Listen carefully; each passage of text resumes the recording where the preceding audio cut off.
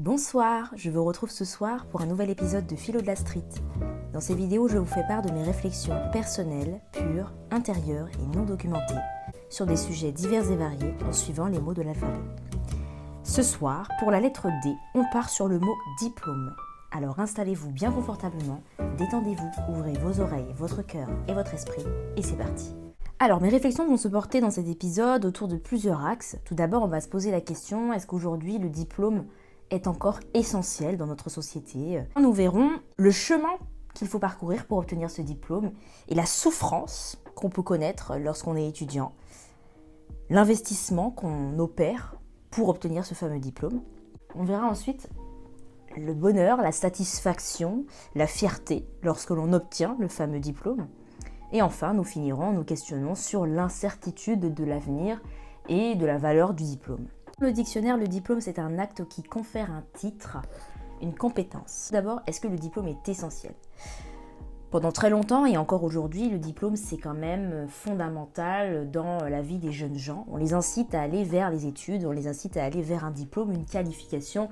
On parle souvent de faire quelque chose de notre vie. Et pour se faire quelque chose, il nous faut cette permission, une permission étatique, un diplôme, une compétence, une certification. Pourquoi est-ce qu'on va vers les études en général ? C'est pour plusieurs raisons qui sont assez classiques. Tout d'abord, la posture sociale. Socialement, être diplômé de quelque chose, être expert dans quelque chose, être compétent, c'est bien vu.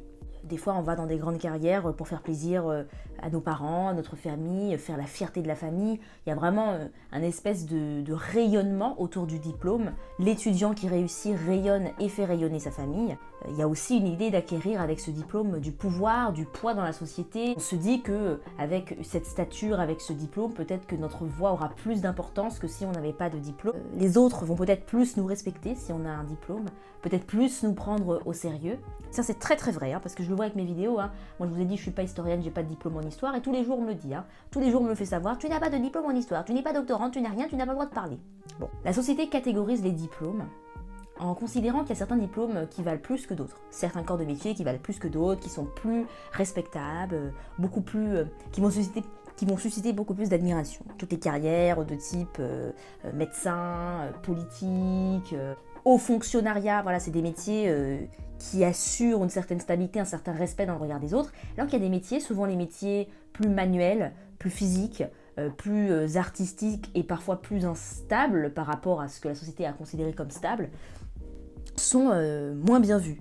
C'est-à-dire que tous les métiers artistiques, quand votre enfant il vous dit « je veux faire un métier artistique », la réaction du parent c'est d'avoir peur. « Oh là là, mais tu vas vivre une vie de misérable, tu vas tourner dans Paris avec ta guitare, tu seras fauché, tu ne pourras pas t'organiser, tu ne pourras jamais louer un bel appartement, ni acheter une maison, on ne fera pas confiance parce que voilà, tu as des revenus instables. » Jusqu'à ce que ça paye et que la personne perce. Quand l'enfant perce, devient une star et voilà, il signe plein de contrats et que les prestations s'enchaînent, là d'un coup, ça devient respectable. Donc les filières artistiques, attention, vous avez intérêt à percer parce que sinon, on va mal vous voir toute votre vie. C'est-à-dire qu'on finalement, on va considérer que l'art n'a de la valeur que lorsque il produit de l'argent. Tous les métiers techniques, tout ce qui est bac pro, etc., c'est aussi des filières qui sont extrêmement dévaluées. Les gens se disent que voilà, ce sont des filières poubelles, alors que pas du tout. Il y a des gens qui veulent vraiment faire ces métiers, et ce sont des métiers dont on a besoin dans la société, et on est bien content qu'il y ait des gens compétents dans leur domaine. Mais le problème, c'est que voilà, il y a quand même une fracture entre ceux qui vont faire des études prestigieuses, vues comme prestigieuses, et ceux qui vont faire le reste. Voilà, on voit ça comme le reste. Et c'est important qu'on puisse essayer de redorer ces filières-là et de leur redonner de la valeur et de montrer qu'en fait, les besoins sont différents, les intelligences sont complémentaires, il y a plusieurs formes d'intelligence, il y a la culture générale, il y a la mémoire, il y a l'intelligence physique, l'intelligence artistique, l'intelligence émotionnelle, il y a vraiment plein de formes d'intelligence. Il ne faudrait peut-être pas qu'on commence à considérer que seul celui qui sait faire des algorithmes, des mathématiques et je ne sais quoi mérite le respect.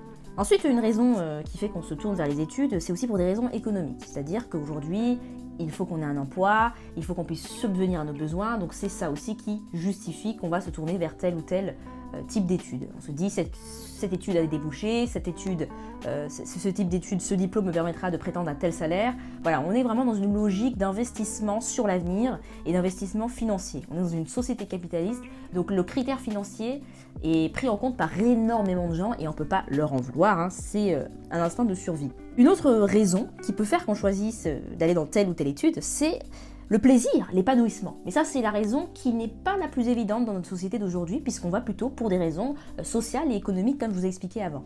Et pourtant, c'est très important de prendre en compte son épanouissement, dans la mesure où plus les études sont longues, plus il va falloir donner de l'énergie et sur le long terme. Donc si ça ne nous plaît pas, on ne va pas pouvoir être très productif. Il faut se dire aussi que les études, c'est pas forcément quelque chose à faire pour obtenir quelque chose à la fin, mais c'est aussi pour prendre du plaisir peut-être sur le chemin. Bon, ça, c'est une vision assez idéaliste et utopiste, moi je dis. Hein, voilà, je vous le dis. Mais si vous prenez du plaisir durant vos études, eh bien, c'est vraiment bien et vous êtes chanceux parce que, de ce que je vois, c'est pas le cas de tout le monde. Justement, on va venir sur ce chemin qu'on parcourt pour obtenir un diplôme. Moi, je vais revenir sur les difficultés des étudiants. Déjà, je tiens à big up aujourd'hui tous les étudiants dans ce moment, dans cette période de Covid, de distanciel, d'incertitude, voilà, là, c'est la pire période pour être étudiant, donc big up à tous les étudiants. Et justement, ce chemin vers le diplôme, c'est un chemin semé d'embûches. D'abord, il y a quand même l'embûche de la précarité pour beaucoup d'étudiants qui n'est pas négligeable.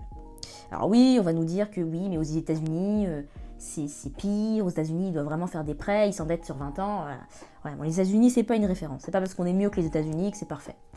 Bon, heureusement, il y a la bourse du Crous, ça c'est vrai, c'est très bien qu'il y ait ça. Bon, les critères d'admission sont parfois un peu étranges, hein. Parfois, des étudiants qui n'ont pas changé de situation se retrouvent avec une année ont la bourse et l'année d'après ne l'ont pas. Précarité, c'est aussi conduire l'étudiant à mener une double vie, une vie d'étudiant et une vie de travailleur salarié.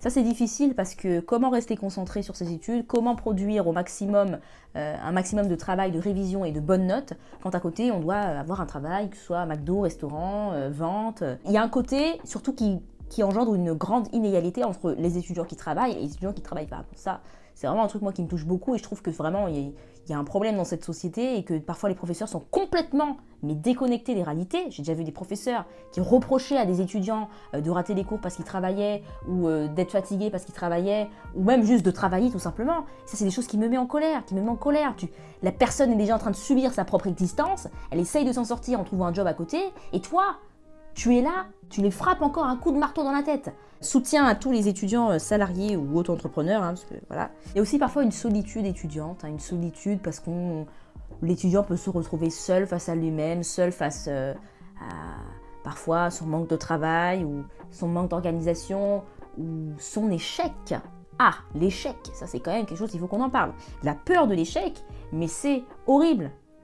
La peur de l'échec, c'est quelque chose qui vous titanise, c'est quelque chose qui est en vous et qui fait que vous appréhendez, parfois vous n'osez pas vous lancer et vous vous demandez mais est-ce que ça vaut le coup de le faire si j'ai ce risque d'échouer. C'est extrêmement difficile et l'échec c'est quelque chose qu'on va tous vivre à un moment donné, voilà, et ça fait toujours très mal parce que c'est la désillusion, la désillusion, tu travailles, tu n'as pas le dû, voilà, quand on dit le travail paye, oui mais non, parce que parfois on peut travailler et ça paye pas, c'est possible, voilà.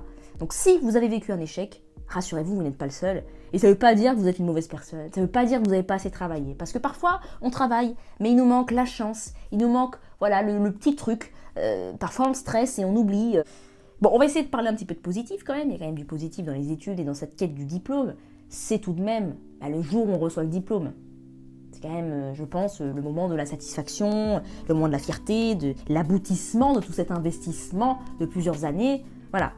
Mais est-ce que ce bonheur-là, il est si fort que ça? Est-ce que ce bonheur-là, il est tellement passager qu'il ne laisse pas place plutôt à une peur, la peur de l'avenir? C'est-à-dire que maintenant que c'est fini la période des études, là on arrive dans une nouvelle vie, c'est-à-dire la vie d'adulte, avec d'autres responsabilités, d'autres problèmes, comme chercher un emploi. Et ça, c'est toute une galère aussi.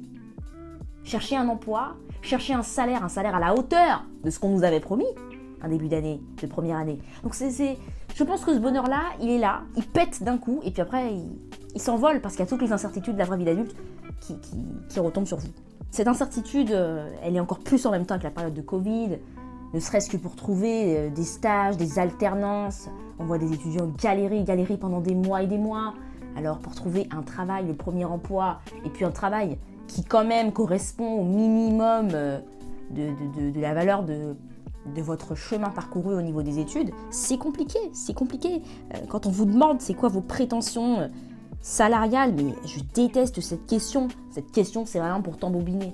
Qu'est-ce que t'en sais? Qu'est-ce que tu peux dire? Entre ce que tu veux et ce que tu vas obtenir, ce que tu veux et ce qu'on peut te donner, c'est compliqué. On a un gros problème en France avec l'argent. On parle pas d'argent, on parle pas du salaire, on sait pas combien gagne l'autre. Et c'est important qu'on en parle, parce que dès lors où tu sais ce que les autres gagnent, tu sais ce que tu peux demander. Quand tu sais pas, tu donnes une fourchette, mais ça se trouve, t'es bien en dessous, tu te dévalues, ou au contraire, tu te surévalues. Et puis en plus, aujourd'hui, il y a vraiment cette question de la valeur du diplôme. Est-ce que le diplôme a de la valeur ? Est-ce que le diplôme qu'on fait, là, vous vous lancez dans une carrière, vous dites qu'il y aura des débouchés, mais le temps que vous fassiez vos 3, 4, 5, 6, 7, 8, 9 ans d'études, peut-être que le débouché, il sera bouché, quoi. On est obligé de faire de plus en plus d'études pour prétendre à des salaires de plus en plus bas, pour prétendre à des postes de plus en plus bas, pour prétendre à des conditions de travail de plus en plus basses. Vous vous rappelez la phrase de Damso ? Diplôme et riche et après, je regrette la cour de récré. Bon, il faut finir sur une note positive, donc on va dire que le diplôme, c'est quand même un combat de tous les jours pour l'obtenir, et puis c'est à l'image de la vie, quoi. C'est à l'image de la vie, le chemin que tu parcours pour obtenir ton diplôme, c'est le chemin que tu parcours dans la vie pour obtenir ton logement, pour obtenir ton travail, pour obtenir, je ne sais pas moi, mais la moindre des choses que tu veux. C'est se battre au quotidien, investir, faire des efforts, avoir des échecs, se tromper, recommencer. Je rappelle aussi que recommencer, c'est pas grave. La réorientation, c'est pas grave. Vaut mieux se réorienter maintenant. Même si ça fait 5 ans que vous êtes dans un truc, si vous sentez que ça vous plaît pas, n'allez pas vous engager dans la carrière. Hein. C'est bon, c'est pas la peine. Hein. Vraiment, la vie ne doit pas être de la souffrance. Je pense qu'il faut prendre le plaisir en compte. On est dans une société d'argent, on est dans une société voilà, on aime être respecté, avoir un statut social important, avoir du pouvoir. Mais pensons à notre bien-être interne. Est-ce que cette filière-là, vous allez vous épanouir dedans ? Posez-vous cette question. Est-ce que dans ça, je serai heureux ? Ne vous dites pas, ça va m'apporter de l'argent, donc je serai heureux. Parce que ça va durer un temps. Mais là, on parle d'un métier que vous allez faire pendant des années, des dizaines d'années. D'accord ? Parce que l'âge de la retraite, il fait que reculer. Hein. Donc, faut le prendre en compte. Est-ce que tous les jours, tu auras la force de te lever tôt, de prendre les transports ou de prendre ta voiture pour aller au boulot, pour un taf que t'aimes pas ? C'est normal de ne pas savoir, c'est normal d'être perdu, c'est normal de se réorienter, c'est normal de douter. L'incertitude, voilà, les études, c'est comme la foi, on peut douter. Hein. On peut douter parfois de ce que nous réserve l'avenir. Le tout, c'est d'essayer de faire de son mieux et de s'écouter. Si tu sens que c'est pas ça, t'écoutes ton instinct et tu bifurques. Tu bifurques. La vie, c'est ça, c'est bifurquer. On change de ville, on déménage quand on s'y sent pas bien. On change de copain, de copine quand on s'en sent plus avec la personne, quand on n'aime plus cette personne. Tu vois ? Mais c'est ça, il faut rompre. Oser rompre avec le diplôme qui ne nous convient plus, avec la carrière qui ne nous convient plus. J'aimerais big up, il y a une page Facebook, il y a un podcast qui s'appelle Les Déviations. J'adore. C'est des gens voilà, qui se sont reconvertis, professionnellement parlant. J'aime beaucoup, je trouve ça très très inspirant. Tu vois des gens qui ont fait des carrières très perçues comme très respectables, avec beaucoup d'argent, et tu vois que d'un coup, ils lâchent tout pour aller faire un truc artistique ou un truc qui gagne beaucoup moins, qui est vu comme beaucoup plus marginal, et ils sont beaucoup plus heureux. Et ça, moi, je trouve ça super intéressant. Inspirez-vous des gens, inspirez-vous des parcours. Ne restez pas juste sur le papier du métier que vous envisagez. Mais essayez de faire un maximum de stages, de parler avec un maximum de gens, vraiment de vous mettre dans la pratique de la profession pour vous rendre compte, est-ce que c'est ça que je veux ? Sans diplôme, on peut y arriver quand même. Et avec des diplômes, on peut se foirer aussi. Le diplôme n'est pas une garantie. Ce qui compte, c'est pas le diplôme en tant que tel, c'est ce qu'on en fait. Je vous remercie de m'avoir écouté. À votre tour, dans les commentaires, partagez vos pensées sur ce mot que j'ai en ce jour commenté. Si vous souhaitez soutenir ma chaîne financièrement, n'hésitez pas à passer sur ma page Utip pour y faire des dons. Je vous embrasse. Votre bien dévoué, Activiste Chata.